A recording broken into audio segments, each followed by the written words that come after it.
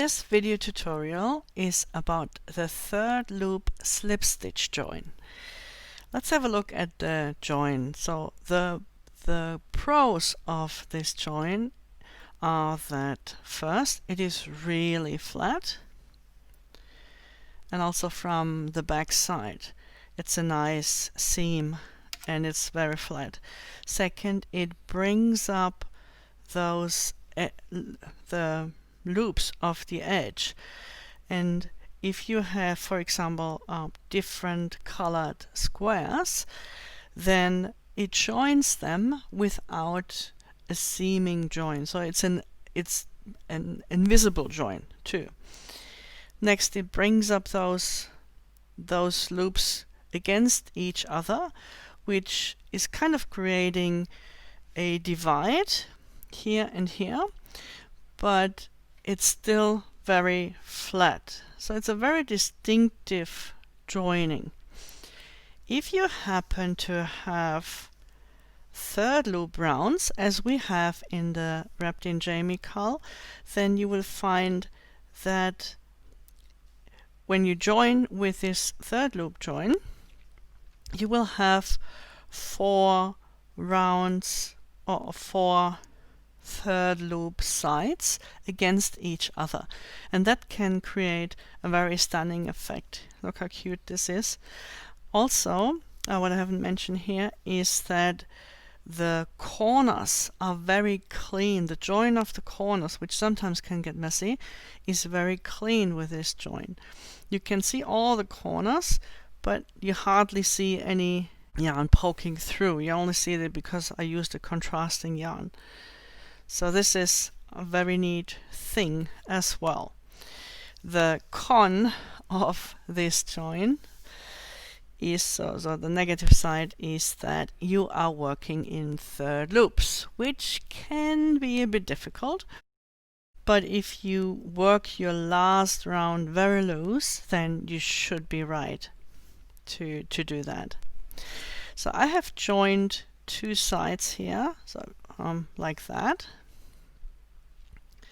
as in the sample, and I'm going to work with you this round now, or this row now.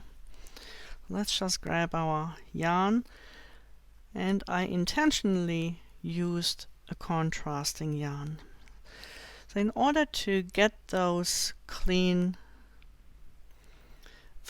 corners, it's very important to work in the third loop of the corner stitch as well. If you work in any of the back loop or front loop of this chain stitch, the color will shine through and the corner won't be as distinct. But if you use the third loop of the corner and the third loop of those stitches that are closest to the next stitch, of course, and also the third loop of this chain, which is here. So I've got 1 chain, 2 chain, and this is the third loop of the chain here.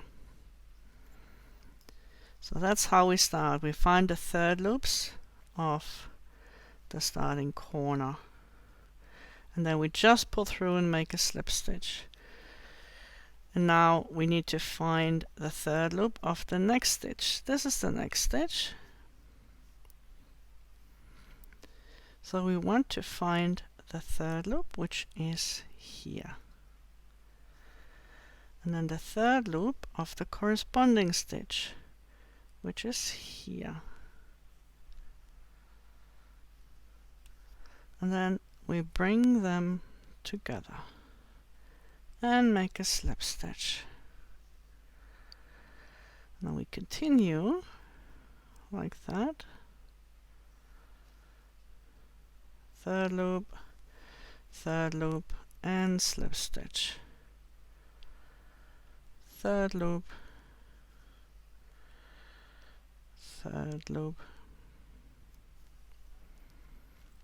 and slip stitch.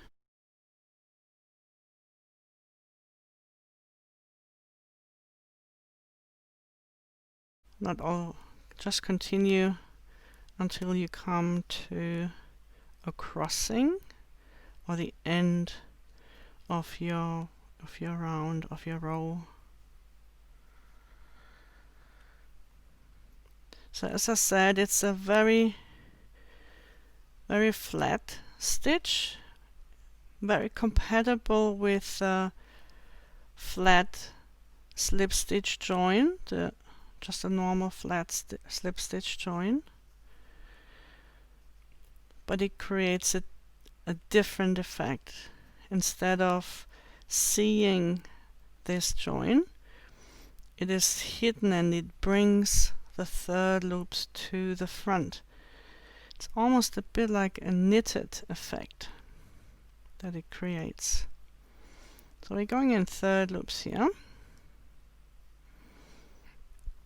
And then when you're close to an edge or to a crossing, just make sure you find the correct third loops. So there's one here and there's one here. We slip stitch, and I just want to make sure that I find the right loops. So here, the next stitch, we are here in the corner. So I want to find, the third loop, which is here, and the third loop of the other corner, that's here. And like you usually do with other stitches, we just make one chain in order to cross over this join here.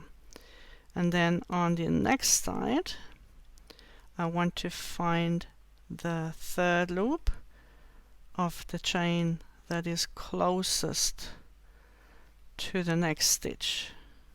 So here we are. And that's all that there is to the third loop join.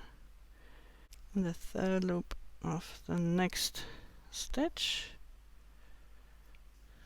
There we go.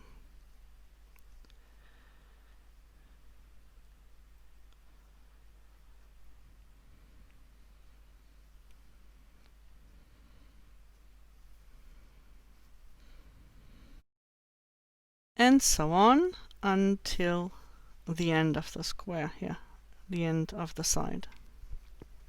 So with a little bit of adjustment, you will see that the corners come together beautifully, and you will have an extra kind of frame if that's something that you like between your squares.